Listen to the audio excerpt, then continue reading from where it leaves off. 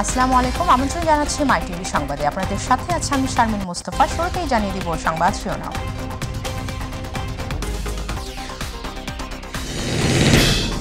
একদিনের সফরে গোপালগঞ্জের টুঙ্গিপাড়ায় প্রধানমন্ত্রী শেখ হাসিনা ব্যক্তিগত তহবিল থেকে দিয়েছেন কৃষি উপকরণ ও নগদ সহায়তা। কর্ণফুলী নদীতে বিধ্বস্ত যুদ্ধবিমান উদ্ধার করেছে নৌবাহিনী। চট্টগ্রামে দ্বিতীয় জানাজার পর মানিকগঞ্জে নেওয়া হয়েছে নিহত পাইলট আসিম জাওয়াদের মরদেহ।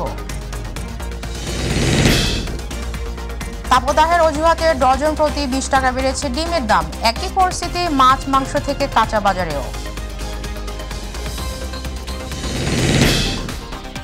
ঢাকার 2 সিটি কর্পোরেশনের ময়লাবাহী গাড়ির চাপায় 3 বছরে প্রাণ হারিয়েছে 13 জন। বেশিরভাগ ক্ষেত্রে জড়িতদের বিরুদ্ধে নেওয়া হয়নি ব্যবস্থা।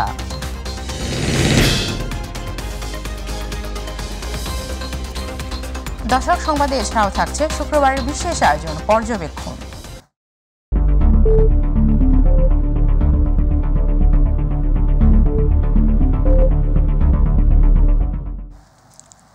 এবার বিস্তারিত।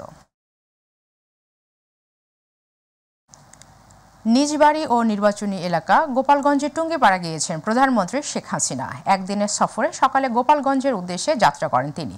প্রধানমন্ত্রী টুঙ্গিপাড়ায় জাতির পিতা বঙ্গবন্ধু শেখ মুজিবুর রহমানের সমাধিসৌধে শ্রদ্ধা নিবেদনের পাশাপাশি ফাতিহা পাঠ ও বিশেষ মোনাজাতে অংশ নেন। পরে আমার বাড়ি আমার খামার কর্মসূচির আওতায় দাঁড়িয়াকুল সমবায় সমিতির সদস্যদের মধ্যে ব্যক্তিগত তহবিল থেকে কৃষি উপকরণ ও নগদ সহায়তা দিয়েছেন প্রধানমন্ত্রী। এছাড়া আওয়ামী নেতাকর্মীদের সঙ্গে মতবিনিময় করবেন। বিকেলে ঢাকায় ফিরে আসার কথা রয়েছে প্রধানমন্ত্রী শেখ হাসিনার।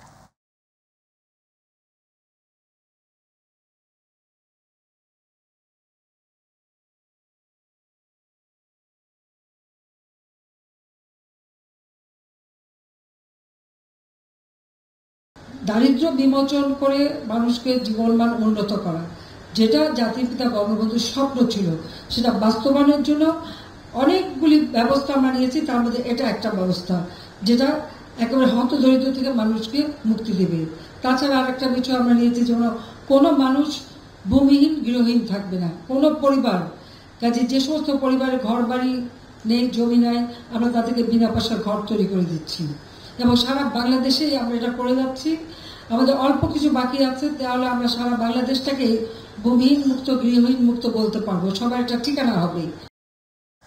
বাংলাদেশের পরবর্তী রাষ্ট্রদূত হিসেবে ডেভিড স্লেটন মিলিকে মনোনীত করেছেন মার্কিন প্রেসিডেন্ট জো বাইডেন। তিনি বর্তমানে বেইজিংয়ে মার্কিন দূতাবাসে ডেপুটি চিফ অফ মিশনের দায়িত্ব পালন করছেন। ওয়াশিংটনে স্থানীয় সময় বৃহস্পতিবার প্রেসিডেন্ট বাইডেন বাংলাদেশের পরবর্তী মার্কিন রাষ্ট্রদূত হিসেবে ডেভিড স্লেটন মিলির নাম ঘোষণা করেন। বাংলাদেশের পরবর্তী মার্কিন রাষ্ট্রদূত হিসেবে জ্যেষ্ঠ কূটনীতিক মিলির মনোনয়ন এরই মধ্যে সিনেটে পাঠানো হয়েছে। সিনেটে শুনানির পর মিলিকে যোগ্য মনে হলে তবেই মনোনয়ন চূড়ান্ত করে রাষ্ট্রদূত করে তাকে ঢাকায় পাঠানো হবে। মিলি ঢাকায় রাষ্ট্রদূত হলে বর্তমান রাষ্ট্রদূত পিটার হাসের স্থলাভিষিক্ত হবেন। চট্টগ্রাম নগরের পতেঙ্গা এলাকায় বিধ্বস্ত হওয়া বিমান বাহিনীর যুদ্ধ বিমানটি উদ্ধার করা হয়েছে। বৃহস্পতিবার দিবাগত রাত 9:45টার দিকে কর্ণফুলী নদীর তলদেশ থেকে বিমানটি উদ্ধার করে নৌবাহিনী। বৃহস্পতিবার সকাল 10:30টার দিকে চট্টগ্রাম সমুদ্র বন্দরের পতেঙ্গা কন্টেইনার টার্মিনাল এলাকায় কর্ণফুলী নদীতে বিমান বাহিনীর ইয়াক 130 প্রশিক্ষণ যুদ্ধ বিমান বিধ্বস্ত হওয়ার ঘটনা ঘটে। আকাশ থেকে বিমানটি কর্ণফুলী নদীতে ছিটকে পড়ে পানিতে তলিয়ে যায়। বৃহস্পতিবার বেলা 11টা থেকে বিমানটি উদ্ধারে তৎপরতা শুরু করে নৌবাহিনী। নৌবাহিনীর একাধিক ডুবুরি টিম এবং একাধিক অত্যাধুনিক প্রযুক্তি সম্পন্ন জাহাজ দিয়ে উদ্ধার তৎপরতা চালানো হয়।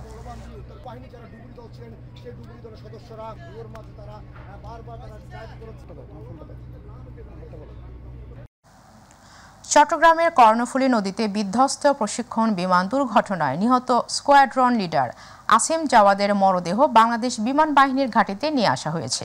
সকালে বিমান বাহিনীর একটি বিমান করে আসিম জাওয়াদের মরদেহটি ঢাকায় নিয়ে আসা হয়। এরপর দ্বিতীয় জানাজা ও ফিউনারেল প্যারেডের জন্য বাংলাদেশ বিমান বাহিনীর ঘাঁটি বাসারের প্যারেড গ্রাউন্ডে নিয়ে যাওয়া হয়। সকাল 10:30টায় তার দ্বিতীয় জানাজা হয়। এরপর প্রধানমন্ত্রী, রাষ্ট্রপতি ও 3 বাহিনীর পক্ষ থেকে ফুল দিয়ে শ্রদ্ধা নিবেদন করা হয়।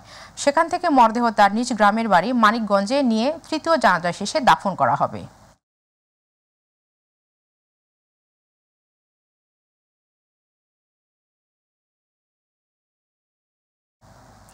রাজধানীর বিভিন্ন বাজারে প্রতি ডজনে ডিমের দাম বেড়েছে 20 টাকা, অর্থাৎ 120 টাকা থেকে বেড়ে দাঁড়িয়েছে 140 টাকায়। ডিমের খাঁচিতেও বেড়েছে 20 টাকা। গেল কয়েকদিনের প্রচণ্ড তাপদাহে দাম বৃদ্ধির প্রভাব পড়েছে মুরগি, কাঁচা বাজার থেকে শুরু করে সব ধরনের পণ্যের বাজারে। বিস্তারিত আবু সাইদ অপুর রিপোর্টে। গেল কয়েকদিনের অসহনীয় তাপদাহের কারণে বাজারে মুরগি থেকে শুরু করে নিত্য প্রয়োজনীয় কাঁচা পণ্য সহ জিনিসপত্রে পড়েছে দামের প্রভাব। গরমের অজুহাতে প্রতিটি পণ্যে সরবরাহ কম থাকায় কিছুটা বাড়তি নিত্য প্রয়োজনীয় সব ধরনের পণ্যের দাম।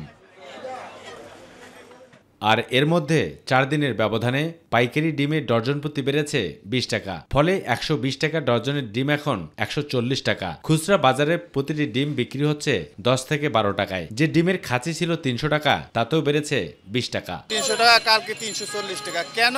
দাম বাইরে গেছে, নিজ দিক তাকাই বলে দাম বাইরে গেছে। এখন আমরা তো আর কোনো বিশ্বাসের জায়গা নেই, ওই আমাদের লাগবে, আমরা 340 টাকা দিকে নিচ্ছি। এক জায়গায় ডিম পাওয়া যাচ্ছে না, এক জায়গায় দাম এক এক রকম হচ্ছে।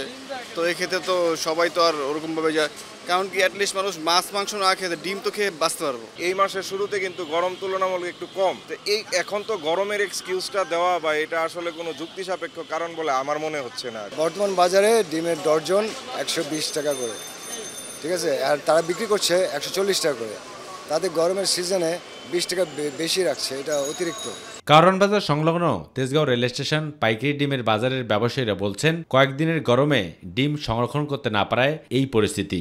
এটা তো আর আমরা কোথায় না, এরা কোথায় খামার হেরা কি এর লেগে দাম বাড়াইলো কি আসল বিষয়, আমরা অনেক প্রয়োজন মতো নিতে হইব, নাহলে আমরা দোকান চালাইতে হইব না। এতদিন গরম ছিল, ডিম উৎপাদন কম ছিল, গরম শেষ, মুরগিও সুস্থ হয়ে গেছে, ডিমের দাম বাড়ছে। গরমের দোহাই দিয়ে ডিমের দাম যেভাবে বেড়ে চলেছে, সেজন্য ভোক্তারা বলছেন বাজার মনিটরিং ব্যবস্থাকে আরও জোরদার করতে হবে এবং ভোক্তা সংরক্ষণ অধিদপ্তরকে আরও মাঠে কাজ করতে হবে। তাহলেই ডিমের দাম কিছুটা হলেও নিয়ন্ত্রণে আসবে। কারণ বাজার থেকে আবু সাইদ অপু, মাই টিভি, ঢাকা। ঢাকার 2 সিটি কর্পোরেশনের ময়লাবাহী গাড়ির চাপায় গত 3 বছরে প্রাণ হারিয়েছে 13 জন। তবে মৃত্যুর এই ঘটনাগুলোতে বেশিরভাগ ক্ষেত্রেই জড়িতদের বিরুদ্ধে নেওয়া হয়নি ব্যবস্থা। চালকদের অনেকেরই নেই ভারী যানবাহন চালানোর লাইসেন্স। ঢাকার উত্তর সিটির মেয়র জানালেন, দুর্ঘটনা রোধে ময়লাবাহী গাড়িতে ড্যাশ ক্যামেরা লাগানোর চেষ্টা চলছে। আর ঢাকা দক্ষিণের মেয়র জানিয়েছেন, মৃত্যুর জন্য দায়ীদের দ্রুত শাস্তি নিশ্চিত করা হবে। তবে শুধু চালক নয়, পরিবহন ব্যবস্থাপনায় জড়িতদেরও শাস্তির আওতা আনার তাগিদ দিলেন বিশেষজ্ঞরা। নুসরাত শারমিনের বিশেষ রিপোর্ট। রাজধানীর মুগদা এলাকায় গত 25শে এপ্রিল রাতে ঢাকা দক্ষিণ সিটি কর্পোরেশনের ময়লাবাহী গাড়ির ধাক্কায় মারা যায় মতিঝিল সরকারি আইডিয়াল স্কুলের মাহিন আহমেদ নামের 7ম শ্রেণী পড়ুয়া এক স্কুল ছাত্র। জানা গেছে, চাপা দেয়া ময়লাবাহী গাড়িটি চালকের পরিবর্তে চালাচ্ছিলেন অন্য কেউ। 2021 সালের 24শে নভেম্বর গুলিস্তানে প্রাণ হারান নটরডেম কলেজের ছাত্র নাইম হাসান।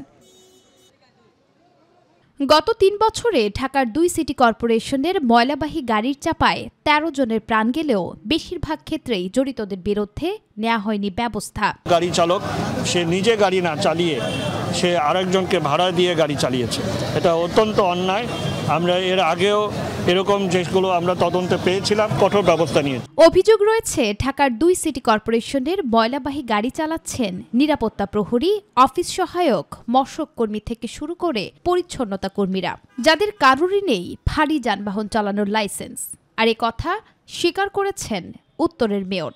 যে ড্রাইভার সে বদলি দিয়ে আরেকজনকে দিয়ে দেয়, এবং যে বদলি ড্রাইভার সে কি আদর্শে গাড়ি ঠিক মতন চালাতে পারে কি না পারে, অথবা তার ভারী গাড়ি চালানোর তার কি সেই ধরনের লাইসেন্স আছে নাকি, তার সক্ষমতা আছে নাকি, এটি না দিয়ে যারা বদলি গাড়ি দিয়ে দিচ্ছে, আমি কঠোর অবস্থানে নিয়েছি। এসব মৃত্যু অত্যন্ত দুঃখজনক উল্লেখ করে দোষীদের চিহ্নিত করার পাশাপাশি সিটি কর্পোরেশনের কঠোর নজরদারি প্রয়োজন বলে মনে করেন পুলিশের কর্মকর্তারা। সিটি কর্পোরেশনে যারা পরিবহন ব্যবস্থায় আছে তারা যদি নিয়মিত রোল কলের ব্যবস্থা করে এবং গাড়ি ছাড়ার পূর্বে একটি রোল কলের ব্যবস্থা করে যে কে গাড়িতে যাচ্ছে, সঠিক ব্যক্তিতে যাচ্ছে কিনা, এই তদারকি বাড়ালে আমার মনে হয় আর এটা এই দুর্ঘটনাটা ঘটবে না। সঠিক লেনে গাড়িগুলো চালায় তাহলে কিন্তু দুর্ঘটনা ঘটে না। মৃত্যুর ঘটনায় সিটি কর্পোরেশনের চরম গাফিলতি রয়েছে উল্লেখ করে শুধু চালক নয়, সিটি কর্পোরেশনের পরিবহন বিভাগের দুর্নীতিগ্রস্ত কর্মকর্তাদেরও শাস্তির আওতায় আনার তাগিদ দেন বিশেষজ্ঞরা। এই যে অনিয়ম, অব্যবস্থাপনা এবং জবাবদিহি যদি নিশ্চিত না করা যায়, এই দুর্ঘটনাগুলো কিন্তু সামনে আরও ঘটবে। এটা একটা সিস্টেমের বড় ধরনের একটা গলদ এখানে প্রমাণ করছে, কারণ সংক্ষিপ্ত সময়ে অনেকগুলি একই প্যাটার্নের দুর্ঘটনা ঘটেছে। বিজ্ঞান কিন্তু তাই বলে। সিটি কর্পোরেশনের এই ময়লার গাড়িগুলো ঘাতক রূপে দেখা দিয়েছে, যার ফলে প্রতিনিয়তই ঘটছে নানা দুর্ঘটনা। বিশেষজ্ঞরা বলছেন এসব দুর্ঘটনার দায় এড়াতে পারবে না সিটি কর্পোরেশন থেকে শুরু করে প্রশাসন। নুসরাত শারমিন, মাই টিভি, ঢাকা। প্রায় 1 মাস পার হলেও ঈদ উপলক্ষে হতদরিদ্রদের জন্য সরকারি বরাদ্দের চাউল এখনও পায়নি বরিশালের মেহেন্দিগঞ্জ উপজেলার একাধিক ইউনিয়নের অসহায় পরিবারগুলো। স্থানীয় 2 এমপির অনুসারী চেয়ারম্যান এবং মেম্বারদের মধ্যে দ্বন্দ্বের কারণেই এই চাল থেকে বঞ্চিত হচ্ছেন অসহায় পরিবারগুলো, কিন্তু এ ব্যাপারে কোনো পদক্ষেপই নিচ্ছে না স্থানীয় প্রশাসন। প্রতিনিধি মোস্তাফিজুর রহমান শিবলুকে সাথে নিয়ে মাহবুব সৈকতের রিপোর্ট। কল্যাণমূলক পদক্ষেপের অংশ হিসেবে সারা দেশের হতদরিদ্রদের জন্য প্রতি বছরের মতো পবিত্র ঈদ উল ফিতর উপলক্ষে জনপ্রতি 10 কেজি করে চাল বরাদ্দ দেয় সরকার। ঈদের পূর্বেই বিতরণের জন্য বরিশালের নদী বিধৌত উপজেলা মেহেন্দিগঞ্জের 16 ইউনিয়নে 23,900টি বিজিএফ কার্ডের বিপরীতে 239 মেট্রিক টন চাল বরাদ্দ দেওয়া হয়। 14টি ইউনিয়নে এ কার্যক্রম সম্পন্ন করলেও ভাসানচর এবং আন্দারমানিক ইউনিয়নের অসহায় বাসিন্দারা বঞ্চিত হয়েছে এই চাল থেকে। ঈদের চালটা আমরা পাই না। আমি ভাঙ্গা করে থাকি, কিন্তু আমি ঈদ গেছে আমি চাল পাতা পাই না। তথ্য অনুযায়ী 1486টি কার্ডের বিপরীতে ভাসানচরে প্রায় 15 মেট্রিক টন এবং 1748টি কার্ডের বিপরীতে আন্দারমানিক ইউপিতে 17 মেট্রিক টনেরও বেশি চাল বরাদ্দ দেওয়া হয়েছে। মেম্বারদের একটা অংশের সাথে চেয়ারম্যানের দ্বন্দ্বের কারণেই সরকারি গোডাউন থেকেই উত্তোলন হয়নি এই চাল। আমাদের সাথে তার একমত ঘোষণা করতে পারে না বিদেয়ী, সে চাল দিতে পারে না। সংশ্লিষ্টদের সাথে কথা বলে জানা যায় কার্ডের ভাগবাটোয়ারা নিয়েই মূলত দ্বন্দ্ব ভাসানচর ইউনিয়নের। চাল দেওয়ার আগে 10 টাকা দিতে মাস্টার কতকে দিয়েছে কতকে দেয় নাই। ইউনিয়ন পর্যায়ের প্রক্রিয়া সম্পূর্ণ করার পরও চাল পায়নি আন্দারমানিক ইউনিয়ন। সে টাকার জন্য চাউল আনে না, আর এটা নিয়ে তার কোনো মাথা ব্যথা নেই। 12 জন মেম্বার নিয়ে আমি একটা রেজুলেশন করছি, কিন্তু চাল দেয় না। অনুসন্ধান বলছে চেয়ারম্যান এবং মেম্বারদের একটা অংশ স্থানীয় সাধারণ আসনের এমপি এবং অপর অংশ সংরক্ষিত আসনের এমপির অনুসারী হওয়ায় তাদের রাজনৈতিক দ্বন্দ্বের প্রভাব পড়ে ইউনিয়ন পরিষদের কর্মকাণ্ডেও। সে এমপির লগে কোনো ভালো সমন্বয় রাখে না। আমরা একটা অবজেকশন দেই, সেটা বন্ধ হয়ে যায়, আবার আমরা উদ্যোগ নিয়ে করতে গেলে আবার এটা বেটার দেয়। এমপি সাহেবের লাগে মিল থাকে না। আমি সামনে আমাদের রাজনীতি করি কেন, আমারটা দেয় নাই। আমি ওর সাথে স্যারের লাগে কথা বলছি, মেম্বারের সই ছাড়া চাল দেবে না। আর সব মেম্বার আমি যদি এমপির লাগে থাকে চলে ফেরে হেরিকে আমি কিভাবে সই করবো? এমপি কি খাইয়া নাই সব, ওই আপনি খাইয়া নাই সব। উপজেলা নির্বাহী কর্মকর্তা বলছেন খতিয়ে দেখে নেওয়া হবে ব্যবস্থা, আর প্রকল্প কর্মকর্তা দায়ভার চাপাচ্ছেন জনপ্রতিনিধিদের উপরই। তালিকা দেয় নাই তো, যার কারণে তারা চাল বিতরণ করতে পারে না। কিন্তু সেখানে বিতরণ হয়নি মর্মে আমাদের কাছে অভিযোগ এসেছে, আমরা বিষয়টি খতিয়ে দেখে পরবর্তী ব্যবস্থা নিব। এ বিষয়ে কথা হয় স্থানীয় এমপি পঙ্কজ দেবনাথ এবং সংরক্ষিত আসনের এমপি ডক্টর শাম্মী আহমেদের সাথে। প্রশাসনিক সমস্যা আছে বোধহয়, আপনারা তো সবই জানেন, আমাকে কেন জিজ্ঞেস করেন? এমপি দায়িত্ব না চাল দেওয়া, সেই চাল দেওয়ার পরিবর্তন আছে না, ওদেরকে জিজ্ঞেস করো। জনপ্রতিনিধিদের দ্বন্দ্বে সাধারণ মানুষ বঞ্চিত হওয়ার ঘটনা নতুন কিছু নয়, কিন্তু বিশ্লেষকরা বলছেন স্থানীয় পর্যায়ে কাজ করা সংশ্লিষ্ট বিভাগগুলো যদি যথাযথ ভূমিকা পালন করে তাহলে সরকারের কল্যাণমূলক পদক্ষেপের সুফল পৌঁছানো সম্ভব তৃণমূলেও।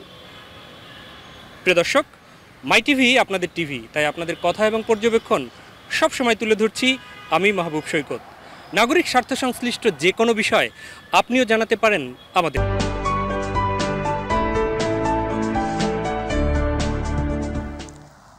উত্তরের কালো সোনা খ্যাত পেঁয়াজ বীজ চাষে সফলতা পেয়েছেন পঞ্চগড়ের চাষিরা। আবহাওয়া অনুকূলে থাকায় রোগবালাই কম হওয়ায় এবার ফলন ভালো হয়েছে। আর কৃষি বিভাগ বলছে কৃষকদের কারিগরি সহায়তা সহ সব ধরনের পরামর্শ প্রদান করায় বেড়েছে পেঁয়াজের চাষ। ফলে বিদেশ থেকে পেঁয়াজ বীজ আমদানি নির্ভরতা কমেছে। প্রতিনিধি আবু তাহের আনসারী রিপোর্টে জানাচ্ছেন শামস তাবরিজ উচ্ছ্বাস। যেদিকে দুচোখ যায় মাঠ জুড়ে শুধু শুভ্র রঙের খেলা, বাতাসে খাচ্ছে দোল শুভ্র ফুলের ভেতরে থাকা দামি কালো সোনা। চৈত্রের প্রখর রোদে তা পরিচর্যায় ব্যস্ত সময় পার করছেন চাষিরা। উত্তরের জেলা পঞ্চগড়ে এবার পেঁয়াজ চাষ করে সফলতা পেয়েছেন চাষিরা। গেল বছরের তুলনায় রোগবালাই কম হওয়ায় খরচ কম হয়েছে। আবহাওয়া অনুকূলে থাকায় ফলনও হয়েছে ভালো। গতবারে লাভ মোটামুটি হয়েছে, এবারও 8 বিঘা পেঁয়াজের বীজ আবাদ করছি। আকাশ অনেকটা ভালো আছে, ভালো হওয়ার কারণে এবারে একটু বেশি ফলন হবে। কৃষকেরা বলছে প্রতি বিঘা জমিতে খরচ হয়েছে 90 থেকে 1 লাখ টাকা। আর অল্প কিছু দিনের মধ্যেই কালো সোনা মাঠ থেকে উত্তোলন করতে পারবেন চাষিরা। কৃষকেরা অন্যান্য ফসলের তুলনায় পেঁয়াজ চাষে দ্বিগুণ লাভ করতে পারবে বলে আশা করছে। 1 লক্ষ টাকা খরচ হয়, যদি আকাশ ভালো হয় 2.5 লক্ষ 3 লক্ষ এরকম বিক্রি হয়। পেঁয়াজ বীজ চাষে দেশের চাহিদা মেটানোর পাশাপাশি বিদেশ থেকে পেঁয়াজ বীজ আমদানি নির্ভরতা কমবে বলে আশা করছেন এই কৃষি কর্মকর্তা। আমাদের স্থানীয়ভাবে পেঁয়াজের উৎপাদনের যে পেঁয়াজের বীজের যে চাহিদা পূরণের পাশাপাশি আমাদের বৈদেশিক যে আমদানি নির্ভরতা অনেকখানি কমে আসবে বলে আমি আশা ব্যক্ত করি। এবছর জেলার 5 উপজেলার মধ্যে শুধু আটোয়ারী উপজেলাতেই 3 হেক্টরের বেশি পেঁয়াজ বীজের চাষ হয়েছে। শামস তাবরিজ উচ্ছ্বাস, মাই টিভি নিউজ ডেস্ক। সংবাদের শেষ প্রান্তে আমরা যাবার আগে আরও একবার জানিয়ে দিচ্ছি সংবাদ শিরোনামগুলো। একদিনের সফরে গোপালগঞ্জের টুঙ্গিপাড়ায় প্রধানমন্ত্রী শেখ হাসিনা ব্যক্তিগত তহবিল থেকে দিয়েছেন কৃষি উপকরণ ও নগদ সহায়তা। কর্ণফুলী নদীতে বিধ্বস্ত যুদ্ধবিমান উদ্ধার করেছে নৌবাহিনী। চট্টগ্রামে দ্বিতীয় জানাজার পর মানিকগঞ্জে নেওয়া হয়েছে নিহত পাইলট আসিম জাওয়াদের মরদেহ। তাপদাহের অজুহাতে ডজন প্রতি 20 টাকা বেড়েছে ডিমের দাম। একই পরিস্থিতি মাছ মাংস থেকে কাঁচা বাজারেও।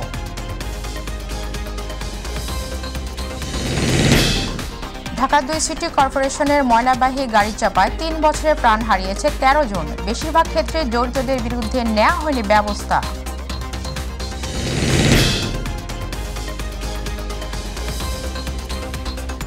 এতক্ষণ সঙ্গে থাকার জন্য ধন্যবাদ। এছাড়া ইউটিউবে মাই টিভি সংবাদ পেতে ভিজিট করুন youtube/mytvbdnews এবং আমাদের অনুষ্ঠান দেখতে ভিজিট করুন youtube/mytvবাংলা ও facebook/mytvবাংলা। পরবর্তী সংবাদ দেখার আমন্ত্রণ জানিয়ে বিদায় নিচ্ছি।